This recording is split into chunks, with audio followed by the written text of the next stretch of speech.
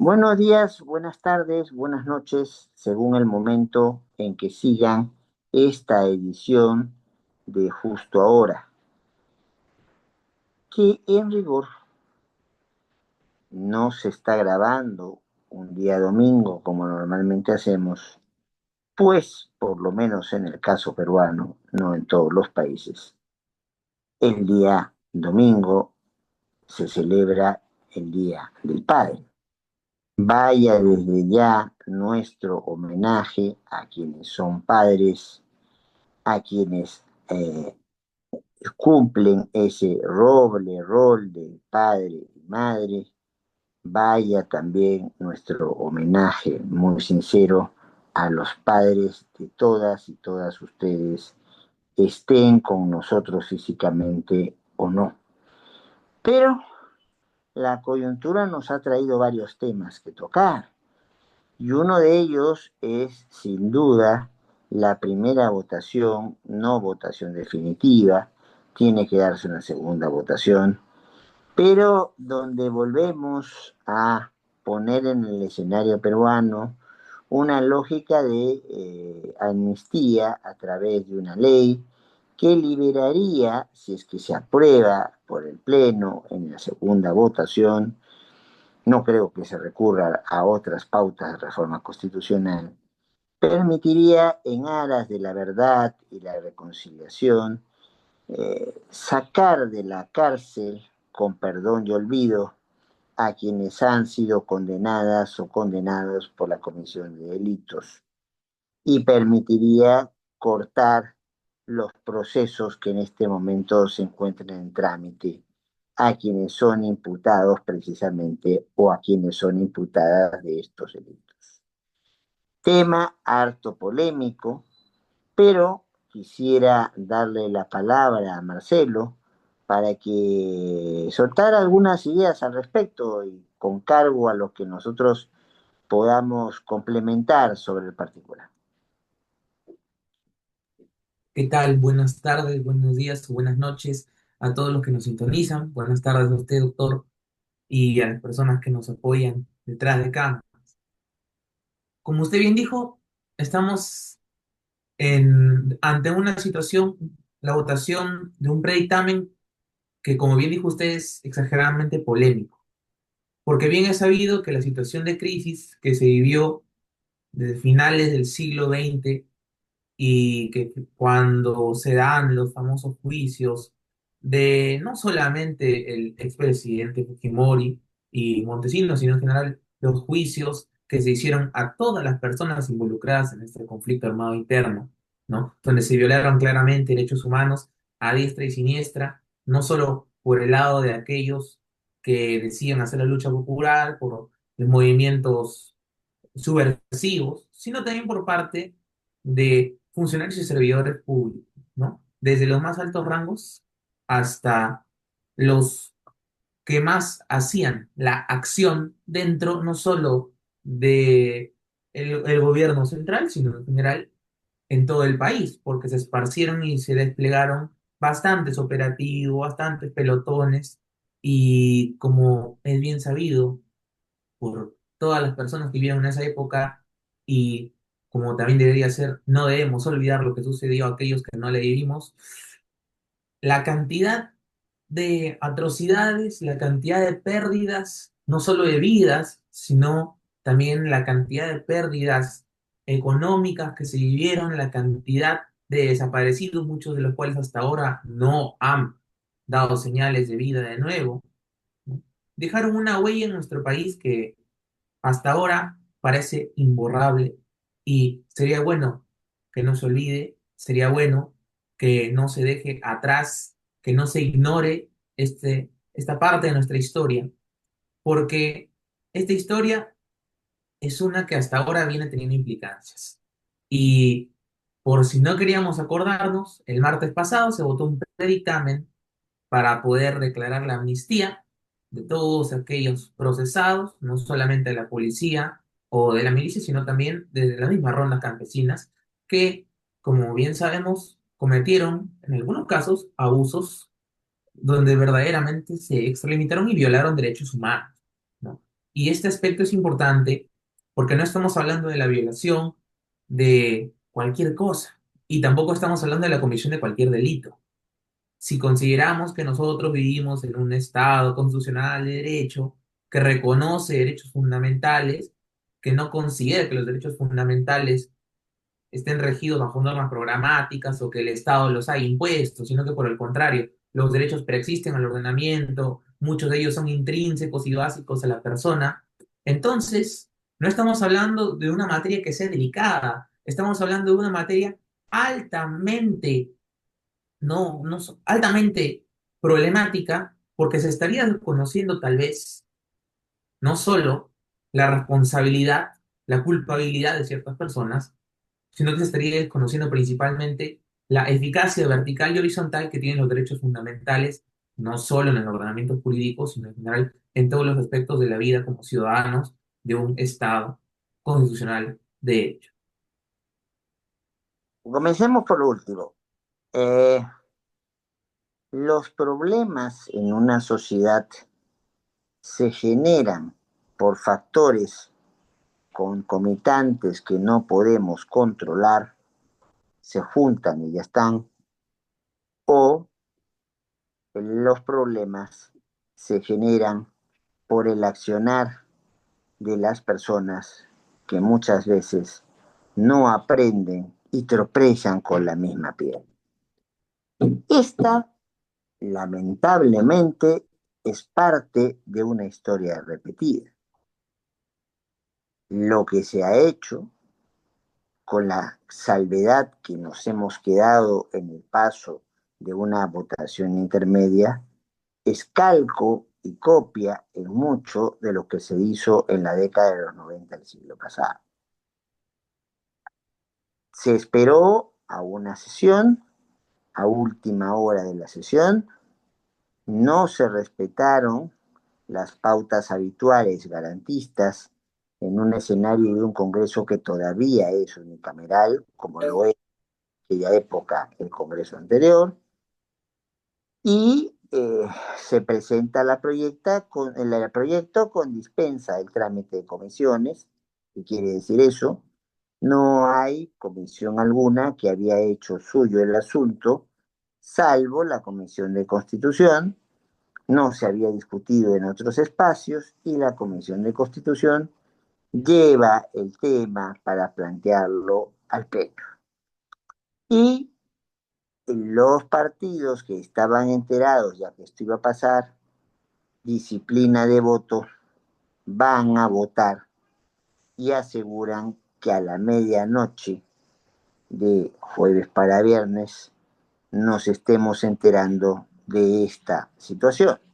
La amnistía no es solamente un perdón de la situación carcelaria, es un olvido de los antecedentes. Precisamente en esa lógica de buscar la verdad, de buscar la reconciliación, de tender puentes para que los problemas del pasado no sean los problemas del futuro. Pero bueno, ya vemos, mucha gente, y esto no es peruano, ha pasado en otros países latinoamericanos también, se ha usado la amnistía no como un mecanismo para hallar la verdad, no un mecanismo para facilitar la reconciliación, sino como un escenario puro y duro de garantizar impunidad. Porque al yo detener un proceso en trámite, no voy a poder satisfacer un derecho a la tutela jurisdiccional efectiva. Yo voy a un juez, a una jueza, sea juez constitucional, juez ordinaria, entonces, para poder conseguir que me digan si tengo razón, si mi pariente que quedó muerto o quedó tetrapléjico o quedó con graves alteraciones mentales que no le permiten desenvolverse por sí mismo y menos aún desempeñar un cargo público, tiene algún tipo de recompensa, reconocimiento por el Estado, claro, pero si no hay pero cuando haya confesión de boca, no hay propósito de enmienda, como dirían los mandamientos de la Santa Iglesia, pues poco es lo que cambia y lo único que estamos consiguiendo es liberar al detenido y cambiar la situación del procesado. Y nada cambia además de eso. Y se proyecta una imagen muy peligrosa, que todo vale, que se puede hacer cualquier cosa, con el favor del gobierno y el Congreso de turno, estas cosas pueden pasar y tendremos que confiarnos, como pasó en la década de los 90 del siglo pasado, en mucho, en la buena voluntad de jueces y juezas y en la energía y decisión política de algunos gobernantes o personas que han estado a cargo de entidades gubernamentales, si es que tienen pies y manos para empujar. El escenario se presenta sombrío, ya no vemos dentro de las mayorías congresales, que son las que mandan en este momento en el país, por esta lógica del sistema semiparlamentario que tenemos, o por lo menos con un escenario de Congreso disminuido, y con el agravante que hay congresistas que se han puesto de acuerdo para inventar o reinventar el espacio del Senado, que está pensado básicamente para que los congresistas no desaparezcan del Congreso. No creo que haya que hacerse muchas ilusiones en el propósito de enmienda, por más confesión de boca que haya habido en el Congreso. Yo confío más, yo confío mejor por antecedentes ocurridos en el pasado, que van a ser los jueces y las juezas del Perú, que van a inaplicar esta ley para situaciones concretas y van a permitir un tráfico más fluido en la ciudad. Dicen, bueno, pero profesor, ¿por qué se provoca tanto por tráfico? Porque son cientas las horas hombre, que pueden decirse las horas mujer, pero hasta ahí no hemos llegado tanto.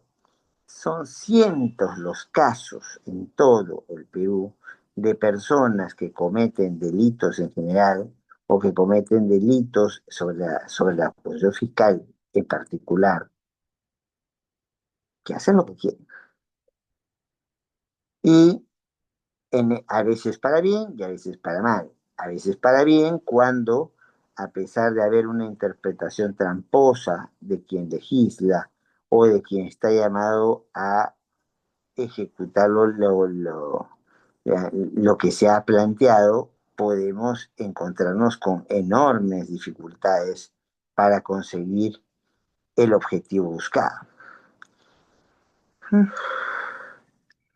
Ya la Comisión Interamericana salió a decir como está peruano, es una estrategia equivocada.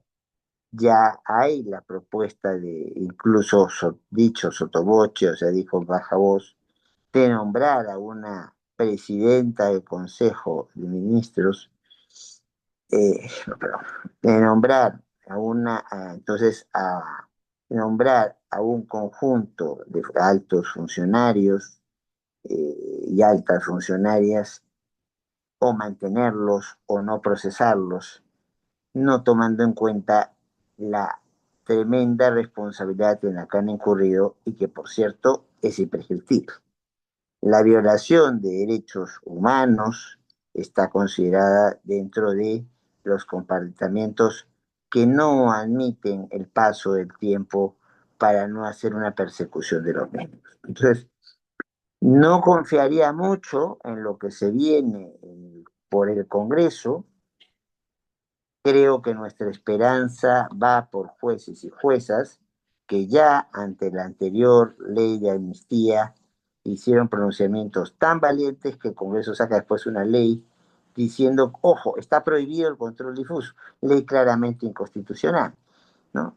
E igual se ha venido haciendo frente a otras decisiones del gobierno, y si bien no estoy llamando a la insurgencia, estoy convocando al cumplimiento estricto de las competencias que tiene cada quien y cada cual en este tema en particular.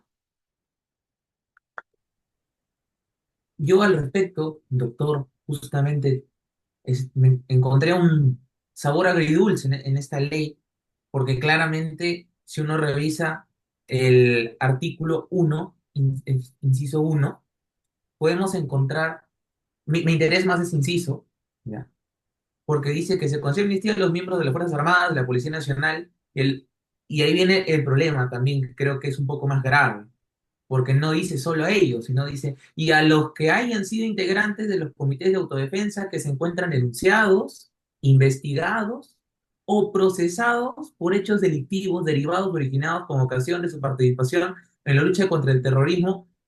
Y esto es lo que me llamó y me sorprende hasta ahora por el rango que dan. O sea, con el terrorismo entre los años 1980 y 2000. O sea, es un periodo de tiempo, aparte de que en nuestra historia estábamos en una crisis tremenda en casi todos los aspectos, es un periodo de tiempo exageradamente largo sobre el cual quieren declarar amnistía.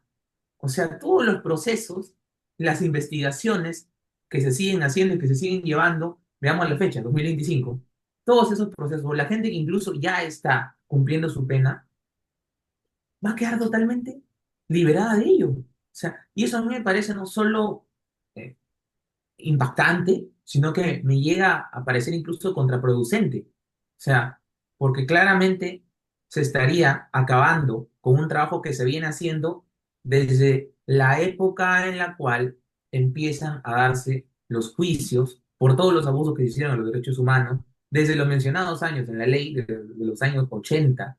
¿Sí? Y prácticamente ahora se está diciendo, no, liberemos a todos los cargos, ya no hay ningún problema, se ha pacificado el país y, mejor dicho, no miremos la historia para atrás, sino sigamos para adelante. Pero eso es engañoso. O sea, creo que no hay que perder el sentido común para darnos cuenta de que si esto se da, no solo se está propiciando a la impunidad, sino que también se está propiciando olvidar la historia. Y eso a mí me parece fundamental, porque por lo menos las generaciones que no han vivido estas épocas tienen que conocer y tienen que tomarse el tiempo de estar al tanto de estos sucesos, porque no fueron uno o dos casitos, fue en general la estabilidad del Estado la que se vio vulnerada cuando se daban constantemente todos los días, desde los de Cochabamba hasta las masacres que se daban en los pueblos que estaban alejados de las ciudades y principalmente alejados de la capital. O sea, aquí se está prácticamente diciendo de que todo el trabajo que se viene haciendo por intentar verdaderamente hacer una labor justa, ¿no? Por parte del Estado para intentar regresar a las situaciones anteriores o por lo menos hacer que los culpables cumplan con la pena que merecen, todo eso se está tirando por la borda, como se diría vulgarmente. Y eso a mí me parece muy problemático también porque hemos tenido incluso, si se recordará, en la jurisprudencia del Tribunal Constitucional, incluso se llegó a reconocer en este tipo de casos un derecho fundamental, el famoso derecho a la verdad, que claramente aplicando la cláusula número 2 apertus de la Constitución en el artículo 3 surgió un derecho fundamental en la jurisprudencia a raíz de este tipo de casos. ¿Por qué? Vinculado a las violaciones de derechos humanos, a la dignidad humana, a los tratados a los cuales estamos suscritos, como principalmente también indicó la Corte Interamericana, cuando se trata de violación de derechos humanos y principalmente de la dignidad, los derechos que vengan interconectados son totalmente importantes. Y lo que estaría diciendo la ley no solamente es ignorar la Constitución, sino los tratados que recordemos que, según la cuarta disposición final y transitoria, tienen carácter y rango constitucional. Entonces, no se está desconociendo nada más un derecho fundamental, sino normas del máximo rango para nuestro ordenamiento jurídico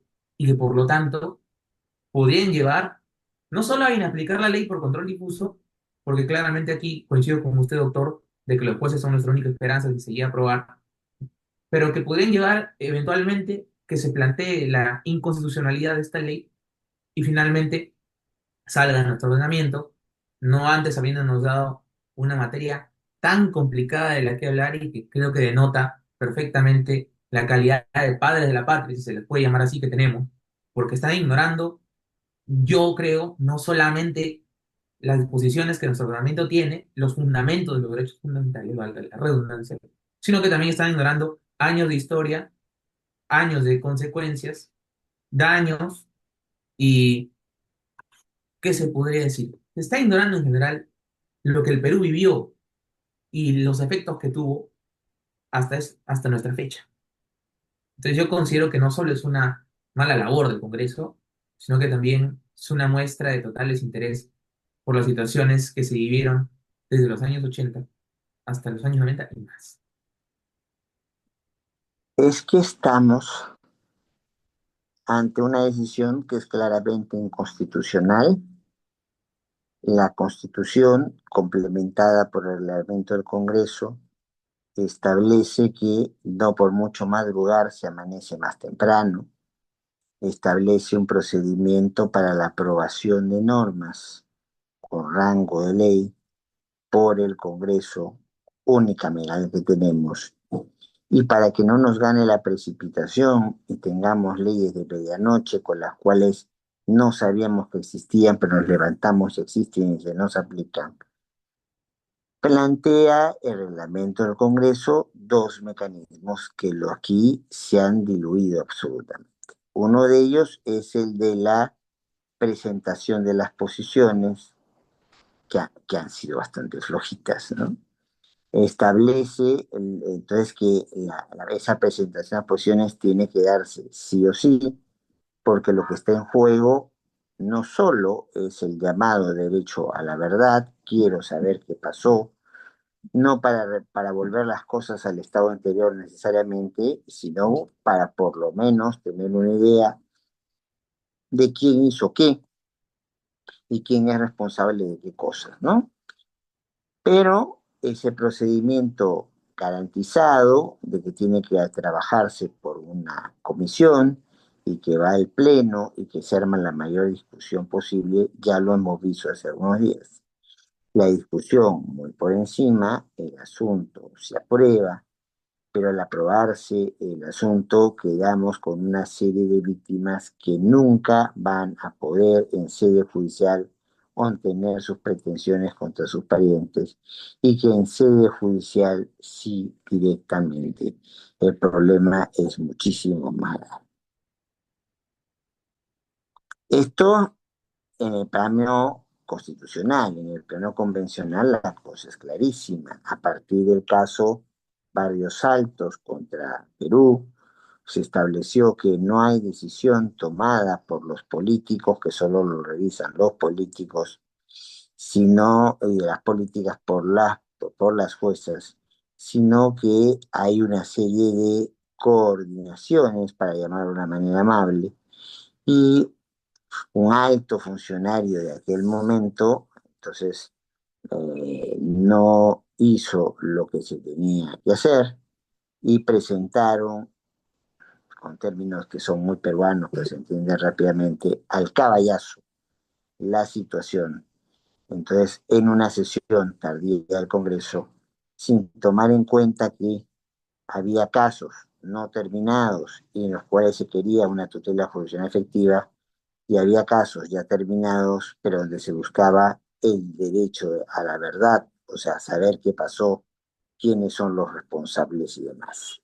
Y esto ya no es solo constitucional, como decía, sino también es convencional. Y estas pautas, más o menos sacadas de un contexto de una famosa sentencia de la Corte Suprema Norteamericana, es muy claro. Entonces, no se cumplen entonces ni los parámetros constitucionales ni los parámetros convencionales y hay una intención de seguir acumulando cuotas de poder en el lucro del Congreso o del sistema. Ah, entonces, ¿qué nos lleva a eso? Nos lleva a un clima social complejo, a un clima social más complicado cuando estamos a ojos vista a un año de elecciones generales, si es que no se hacen antes, con un gobierno que obviamente tiene muchas, pero muchas cosas que explicar y ahora tiene una más, con un grupo que va a estar movilizado, la mayoría de las personas que queremos en derecho, de alguna manera vamos a buscar explicar qué es lo que pasó y qué es lo que no debe pasar. ¿Sí? El contenido de lo que se plantea es un contenido deleznable. Es un contenido deleznable porque no nos va a hacer factible el poder eh, conocer a cabalidad qué es lo que pasó con las personas. Bueno, optamos otra vez, si se insiste con esta iniciativa, en convertirnos de nuevo en los más extremos de la lista prohibida, de la lista del índice. Vamos a hacer Cuba, Venezuela, Nicaragua, con el agravante que Cuba no acepta la competencia de la Corte, Venezuela se ha desentendido de la competencia de la Corte Interamericana y Nicaragua va por ese camino. Nosotros no solo no hemos aplicado ninguna pauta de denuncia de estos tratados, sino que hemos dicho, ahí están y los cumpliremos si no chocan con nuestra constitución. ¿Quién lo decimos? Nosotros mismos. Entonces, no hay que hacerse mucha ilusión de la resolución interna a nivel de un tribunal constitucional. Soy amigo de mis amigos, pero más amigo la verdad. Tenemos que apostar que las juezas Akikuray y las juezas de esa época no hayan perdido sus ímpetus de antes y esto va a ser, si es que se aprueba la eh, amnistía que se está planteando, un cuchillo sin mango porque te puede cortar por los dos lados. Se presta al abuso, se presta al descontrol, te presta a ponerte en una situación que en rigor tú no comentaste y un largo etcétera.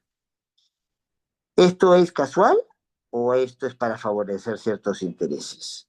Me temo que es lo segundo frente a lo primero y no hay que tener temor en decirlo. Y que lo único que puede hacer retroceder esta situación es precisamente la actuación de jueces, juezas y sobre todo de una sociedad civil que independientemente de sus diferencias debe sacar del escenario que reclamamos constitucional al que no se maneja en una dinámica constitucional, en una dinámica de limitación del poder y de respeto a los derechos de cada quien y cada cual. Bueno, no sé si sobre esto añadimos algo más, porque el fin de semana nos ha venido, querido Marcelo, cargado. Tenemos una presidenta bombardeada por una carta notarial que le dice que se tiene que rectificar y que hasta ahora que sepamos no se ha rectificado nada. ¿Ya?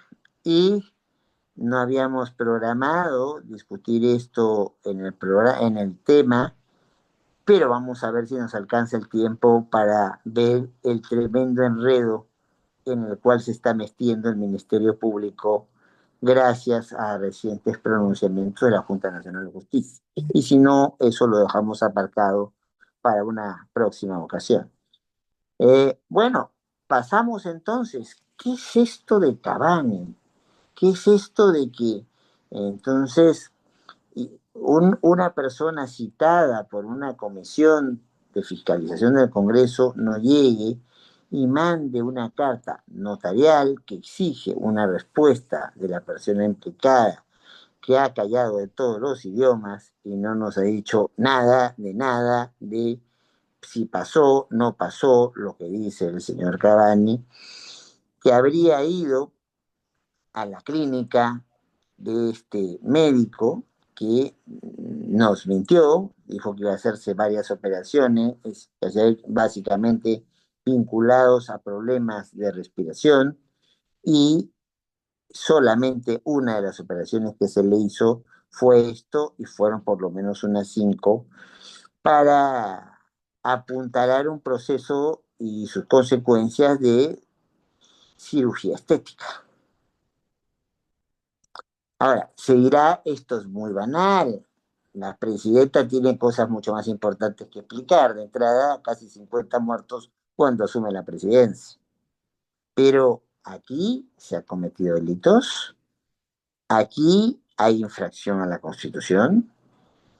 Si se ha cometido delitos, ¿cuáles serían los delitos? Y si estos podrían ameritar una acusación constitucional contra la presidenta.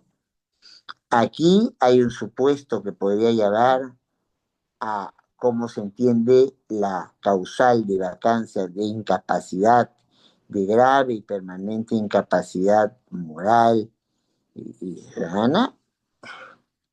Varias preguntas que te dejo ahí en el escenario y tú vas escogiendo cuál es la que vas contestando y cuál es la que no quieres contestar. Estás en tu derecho. Gracias, doctor. Bueno, usted me ha dejado un panorama exageradamente amplio y creo que voy a intentar referirme a algunas cuantas interrogantes de las cuales usted me ha hecho. Bueno, primero que nada, creo que el tema de Cavani es un tema que ha sonado bastante desde, bueno, desde el año en el cual se empezó a hablar de las cirugías que se había hecho la presidenta Boluarte, que finalmente se dice que fueron en el año 2023, ¿no?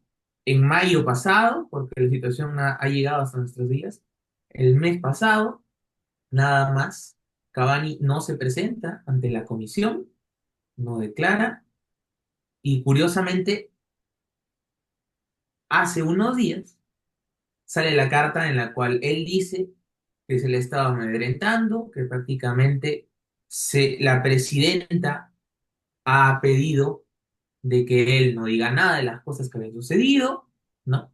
Y donde finalmente él intenta de alguna manera romper su silencio, si se le puede decir así, ¿no? Donde él afirma que han habido 4 operaciones y de las que sospechamos al parecer solo una fue sobre el tema respiratorio que tiene la presidenta y 3 fueron estéticas, ¿no?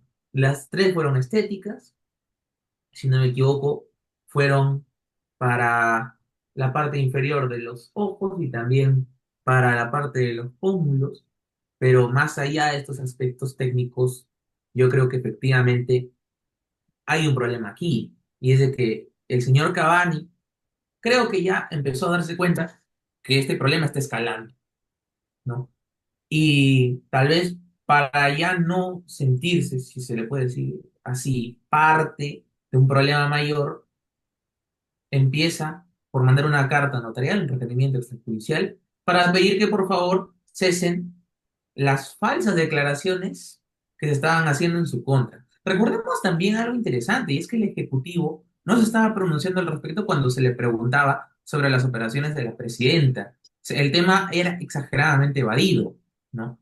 Y ahora ha vuelto a surgir por esta carta, ¿no? Que dicho sea de paso, ya en muchos medios se ha estado difundiendo, ¿no? Con todos los petitorios que hacían, y donde encontramos temas bastante graves, no solo porque se podría confirmar el abandono del cargo de la presidenta, ¿no? Sino porque también encontramos temas complicados como una supuesta falsificación de firmas para un decreto. Y entonces aquí sí estaríamos entrando en un problema grave. Ahora bien, quisiera tocar el tema de la acusación constitucional.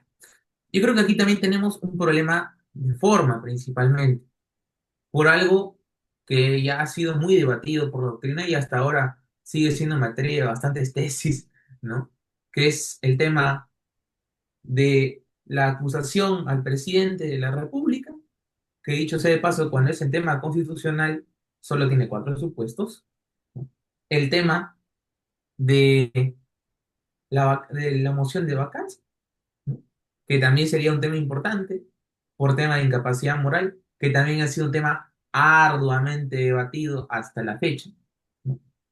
Pero considero también importante tocar la defensa porque hace pocas horas, si no me equivoco, a las 12 del mediodía, ¿no? De este sábado 14, el abogado de la presidenta dice que van a contestar la carta, ¿no? Y lo interesante aquí es de que se dice que van a contestar la carta porque al fin y al cabo, bueno, están dando falsas declaraciones por aquí, por allá. No Pero vamos a permitir la cabanilización de la política peruana. Hay que contestar claro, ya. ese aspecto, justamente, que he dicho, la cabalización de la política peruana, que es exageradamente interesante porque a partir de la declaración de este señor están surgiendo bastantes temas que, como usted bien ha desplegado, se dan para bastante debate. Y me parece importante tocar otro, ¿no?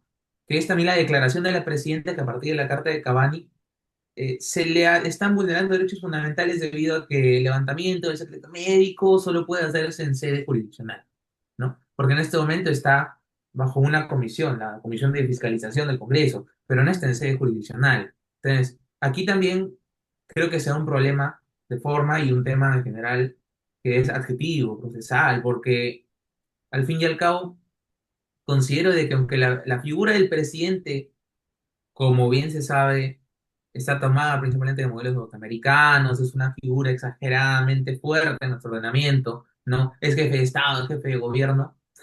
Acusaciones de este tipo creo que tal vez en general nos pueden llevar a reflexionar qué tan importancia le estamos dando a esta figura, ¿no? Y principalmente si verdaderamente los mecanismos de control político al jefe de Estado, al jefe de gobierno, son o no efectivos, ¿no? Y en este caso, los argumentos que se pueden esgrimir a favor de la presidenta tienen mucho que ver con estos temas, más con lo que haya tocado como prueba o como testimonio la carta notarial que envió Cavani. Bueno, la carta notarial de Cavani nos invita a tener que hacer una pericia para comprobar si lo que se dice allí es cierto o no. O sea, no basta con la afirmación de Cavani.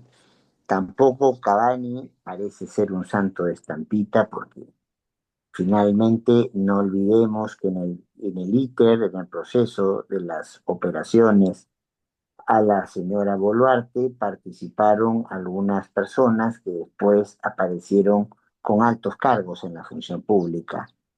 Yo siento más, y es percepción, no aseveración, que Cavani se ve acorralado frente a responsabilidades que podrían caerle de 10.000 y ante esas responsabilidades lo que le queda es tratar de desmarcarse para buscar, si se inicia un proceso penal, una situación de poder tratar de solicitar una colaboración eficaz.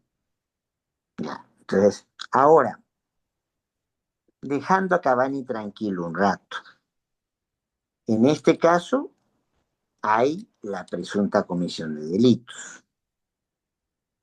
Por lo menos hay un decreto supremo supuestamente firmado por la presidencia y salvo que haya tenido un problema muy serio en el pulso, la firma de ese decreto no se parece a alguna de las firmas de resoluciones que ha hecho la presidenta en ese momento.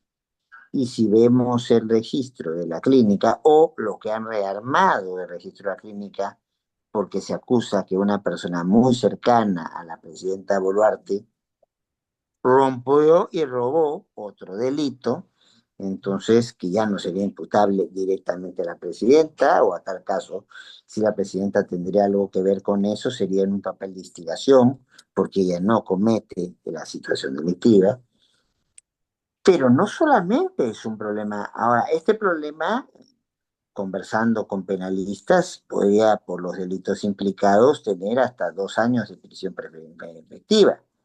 El asunto es que en el Perú se protege a presidente o a presidenta para que no esté todos los días en las fiscalías, en los juzgados, en los tribunales, y por eso está el artículo 117 de la Carta actualmente vigente, que solo nos señala 4 delitos que permitirían ni siquiera, entonces, una evaluación inmediata de la situación jurídica de quien preside. Y de ahí viene la discusión inacabable que veremos que irá en su momento el Tribunal Constitucional actual sobre si acusar es lo mismo que investigar, entonces, y hasta dónde se podía, si consideramos que el asunto es distinto hasta dónde en uno de los cuatro delitos que no están en el 117 puedo investigar. Lo cierto es que el problema no solamente es un problema, en este caso concreto, de delitos, es un problema de por lo menos dos infracciones constitucionales. La gente suele hablar de suspensión temporal. La suspensión por su propia naturaleza es temporal, si no, no es suspensión. La Constitución es clarísima.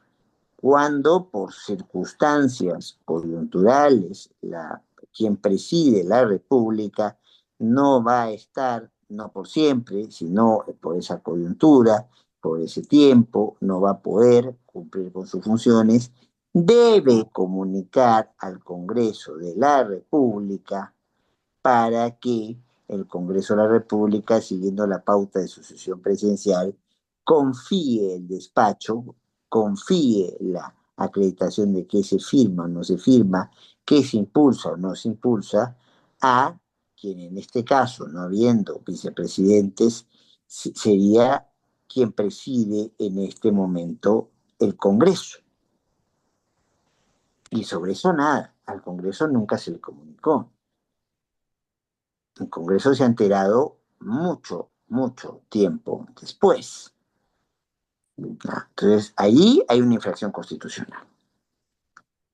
Y cuando se habla en el artículo famoso, donde están todas las atribuciones de quien preside la República, entonces es la presidencia de la República, sea por presidente o por presidenta, quien dirige la política del Estado y quien es el llamado a configurar las leyes y las normas de desarrollo de esas leyes. No es que se haya convertido en legislador el congresista o la congresista, sino que entonces hay otros entes que pueden generar normas con fuerza y rango de ley, pero convengamos que el elemento que corresponde a más esa formalidad es el Congreso. El gobierno puede tener facultad legislativa delegada o facultad legislativa de urgencia, pero lo que no puede hacer es dictar un decreto, como en este caso parece evidente en un decreto supremo, donde la firma de la señora Boluarte no es la firma de la señora Boluarte. Entonces, allí también se incumple, independientemente de la connotación delictiva que pueda tener esto, que ella está asumiendo su labor de dirección del gobierno, porque hay una norma dictada en la cual parece que ella ha tenido poco o nada que ver. Entonces, esto, llámame poco optimista, no creo que genere repercusiones de inmediato. Hay un importante sector de la clase política que lo que quiere es durar, quiere acabar su mandato, quiere asegurar las mejores condiciones para poder presentarse a la elección, entonces para los que están en el Congreso o las que están en el Congreso, a senadores y senadoras, y que hay quienes están haciendo política hoy, que están haciendo su cálculo para poder postular al Congreso, y hay congresistas que saben que todavía han perdido fuerza y que no han podido consolidarse en su labor congresal, pero que todavía hay un corazoncito regional o un corazoncito municipal que los puede acoger en octubre, noviembre del próximo año para que sigan en la brega política. Entonces, sin hablar que todavía no se ha aprobado, pero está en el candelero, la posibilidad de una reelección inmediata de alcaldes y de gobernadores regionales. No tuvieron los votos, pero la iniciativa para persistir en eso la van a tener en la próxima legislatura. Escenario complicado, creo que los 4 puntos porcentuales que había ganado la señora Boluarte del 2,8 no se van a sostener y además, en términos estadísticos, 2,8 y 4%, cuando el margen de error de las encuestas es entre 2,5 y 3, es prácticamente lo mismo. No, no, no, por ahí no creo que la señora Boluarte suba en aceptación ciudadana después del paseíto por Niza y la firma de un tratado de alta mar cuyos alcances no quedan muy claros, tema del cual conversaremos seguramente en otra ocasión. ¿Ya? Entonces, no creo que esto sea el salto a la garrocha para convertirse en una figura con mayor aceptación popular. Pero tampoco creo que las medidas vayan a ser de inmediato. Ya el intento del congresista Burgos, presidente de la Comisión de Fiscalización, de juntar firmas para plantear la vacancia de la presidenta Boluarte por esta cosa que han entendido como incapacidad moral, que finalmente es una de las sentencias con que más discrepo con la actual composición del tribunal. Porque incapacidad moral hoy es lo que el Congreso diga que es incapacidad moral, ¿no? Entonces basta con que nos pongamos de acuerdo en unos votos y por Claro. más tú seas el mejor presidente de la República, si no les gusta cómo hacen las cosas, entonces te voy a decir que has caído, tu comportamiento ha caído en una grave y permanente incapacidad moral y si juntan los votos, chao, se acabó. No tenemos en ese sentido mucho margen de acción inmediata, pero sí tenemos un peligroso desgaste institucional frente al cual, insisto, el papel de quienes son jueces, juezas y el papel de quienes son parte de la sociedad civil va a resultar fundamental. No sé, ya estamos terminando. Si tú quieres señalar algo a modo de cierre, tienes todo el escenario para poder hacerlo. Montesquieu decía en el espíritu de las leyes que el juez es la boca del derecho, pero bien sabemos de que hoy la labor del juez no se reduce a ser simplemente un reproductor de lo que dice una norma positiva.